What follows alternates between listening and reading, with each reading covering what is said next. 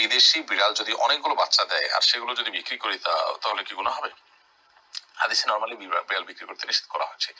মুহাদ্দিস বা হাদিস বিশেষজ্ঞ অনেকেই বলেছেন যে এর মানে হলো যে বিড়াল এটা আসলে বিক্রি করার জিনিস নাই, সাধারণ জিনিস আর বিক্রি কেন করবে মানুষ। কিন্তু বিড়াল যদি প্রশিক্ষিত বিড়াল হয় এবং সেটা পিছনে অনেক খরচা হয়, আজকাল যেমনটি হচ্ছে, এবং বিশেষ ক্রাইটেরিয়ার হয়, তাহলে সেক্ষেত্রে সেটি বিক্রি করাকে অনেক ওলামা একরামই জায়েজ বলেছেন ওই প্রথম গবেষণার আলোকে।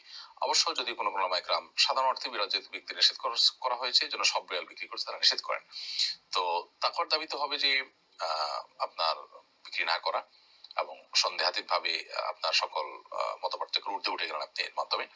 বাট এ ধরনের বিড়ালগুলো যদি বিক্রি করেন তাহলে সেক্ষেত্রে সেগুলোকে আমি বিক্রি করাটাকে নাজায়েজ মনে করি না। যদিও বিক্রি করার সংক্রান্ত যে হাদিস আছে সে হাদিসকে হারাম বলেন না কেউ, সে হাদিসের আলোকে বিড়াল বিক্রি করাকে হারাম কেউ বলেন না, বরং সেটাকে মাকরু বলে চালনা করেন, অর্থাৎ অনুচিত অনুত্তম কাজ এটি বলেছেন।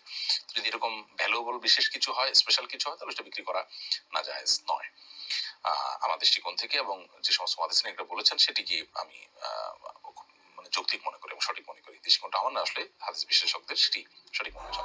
ঘরে যদি কোনো জিনের অস্তিত্ব বিদ্যমান থাকে তবে তার সাথে মোকাবেলা করার মতো শক্তি আল্লাহ তাআলা বেড়ালকে দিয়েছেন।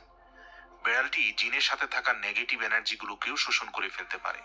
শুধু তাই নয়, বেড়ালের শরীরে আল্লাহ এমন একটি ব্যাকটেরিয়া দিয়েছেন যা কিনা আমাদের আশেপাশে থাকা সব ধরনের নেগেটিভ এনার্জিকে শোষণ করে নেয়।